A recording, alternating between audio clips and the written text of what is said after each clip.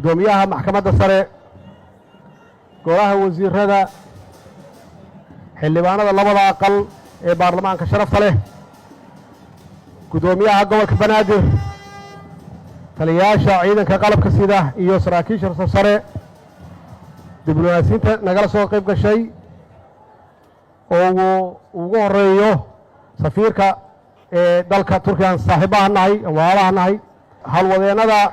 gobolka banaadir marti sharafta kale oo ka soo qayb gashay oo aan halkan ka arko ra'iisul wasaare ku-xigeenkii hore Cusmaan Kalluun jaamac yare iyo Janaal Axmed Ismaaciil hobolada waa bari oo ah hooyada fanka baahda saxaafadda guud ahaan shacabka na daawanaya iyo kuwa halkan jooga guud ahaan waxaan ku salaamay assalaamu calaykum waraxmatullaahi wabarakaatuh allah mahad leh oo caawa suurtageliyey inaan halkan isugu imaanno waxaan u mahad celinayaa guddiga qabanqaabada xafladdan weyn waxaan u mahad celinayaa qof walba oo ka soo qayb galay munaasabaddan weyn oon u dabaaldegayno 26 juun waa 59 guuradii ka soo wareegtay maalintii ugu horreysay oo dhul Soomaaliyeed oo hora calan Soomaaliyeed uu ka babado oo laga taago waa maalintii halgankii dheeraa oo dhibka loo soo maray laga mari dhaliyay oo Allah u naxariistay Cabdullaahi Suldaan Timcadde oo qiiraysan erayadiisii wadaniyada ku dheehnayd taariikhdana gashay uu ku yiri sareeyo manusqaamo aan siduu yahay eegno ee kaana siib kana saar calanka Soomaaliyeed goobtii u horeysay ee laga taagay waxay ahayd beertii xorriyadda ee magaalada Hargeysa taasoo qof walba oo Soomaaliyeed shucuurtiisa iyo dareenkiisa ay taabatay halgankii gumays sidiidka iyo Soomaalnimo wuxuu ahaa mid ka soo bilowday gobolada waqooyi inkastoo gobolada koonfureed naftigoodu ay aad ula dagaaleen Talyaaniga waxaa hogaaminayay dhaqdhaqaaqaas waqooyi ka bilowday Allah u naxariistay Sayid Maxamed Cabdulla Xasan halgankaas gumaysidiidka ah waxaa halkaas ka sii waday ururkii SYL ay hogaaminayeen 13 dhalinyaro oo noqday kacdoonkii wada gaaray Soomaali oo dhan sidoo kale halgankii gobolnimadoonka Soomaaliyeed ee gobolada waqooyi ee Ingiriisku gumaysan jiray waxaa ka kacay oo horkacayay ururo la yiraahdo National United Front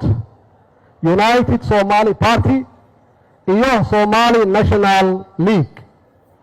Soomaalida waqooyi waxay ahaayeen kuwii ka diiday taladii gumaysiga Ingiriiska inaysan la midoobin koonfurta Soomaaliyeed ayna diideen inay gooni u istaagaan oo Soomaali la lahaadaan dawlad qura waxay ahaayeen kuwii awoodoodu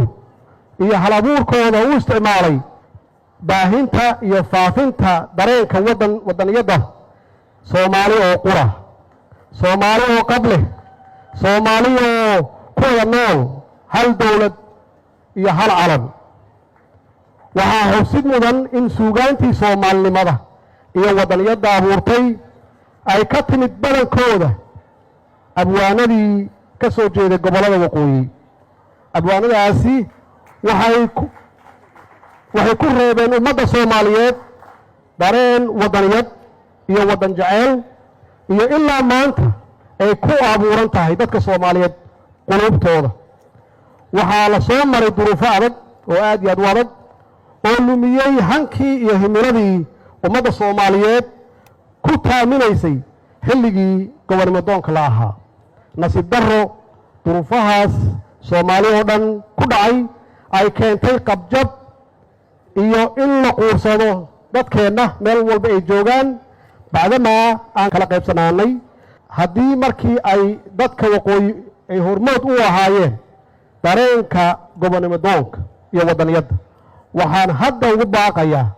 inay hormood ka noqdaan midnimada iyo wadajirka dalka Soomaaliya si aan caqligeenna iyo cududeenna iyo hadafkeenna u mideenno kana shaqayno mustaqbalka ubadkeenna iyo maslaxadda dadkeenna iyo dalkeenna. waxaan ummadda Soomaaliyeed u xaqiijinayaa in dowladdan ay ku howlan tahay soo celinta sharafta iyo karaamada dadkeenna ee hore u lahaan jireen iyo buuxinta kaalintii Soomaaliya ay ku lahayd beesha caalamka. si taas loo hirgeliyo Soomaaliya waa inay noqoto dal nabada ku guulaysata midnimo kuna tallaabsata horumar. sidaas darteed midnimo wadajir iyo cududeenna aan isu geyno ayaan kaga gudbi karnaa tartanka ka socda adduunka ee ah dhanka horumarka ama siyaasadda iyo dhaqaalaha. tartankaas cusub lama jaan qaadi karno haddii aynan u midoobin, haddii ummadda Soomaaliyeed aysan u midoobin, awooddoodana aysan isu keenin. si taas loo gaaro waxaan mar kale ugu baaqayaa ama aan ku baaqayaa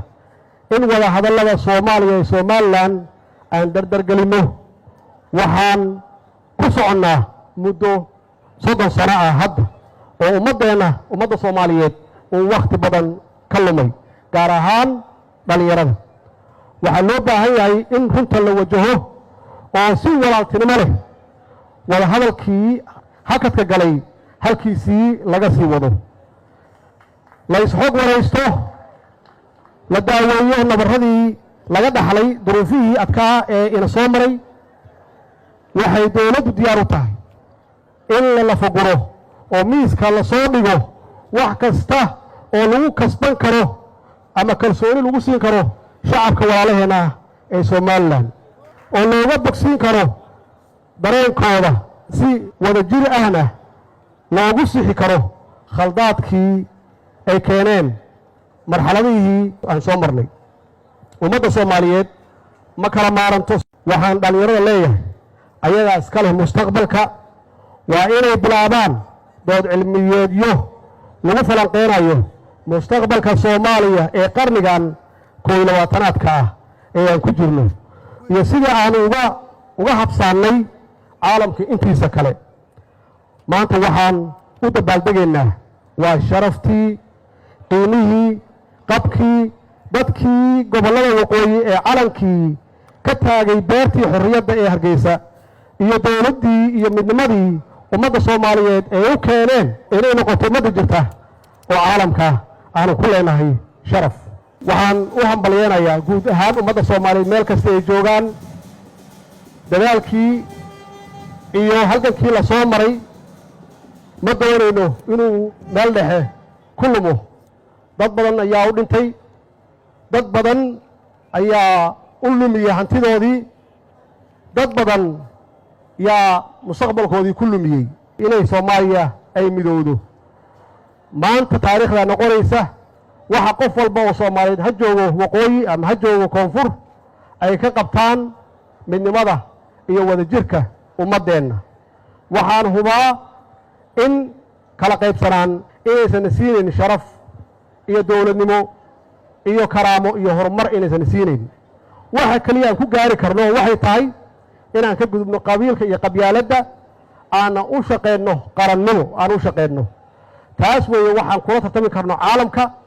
ummadda Soomaaliya meel kasta ay joogaan waxaan leeyahay hambalyo. insha Allah waxaan sugaynaa wiigii xorriyadda oo nagu soo aadan bisha July 1 oo ah isu tagii koonfur iyo waqooyi. waxaan leeyahay hambalyo guud ahaan ummadda Soomaaliya meel kasta ay joogaan. wasalaamu calaykum waraxmatullaahi wabarakaatuh.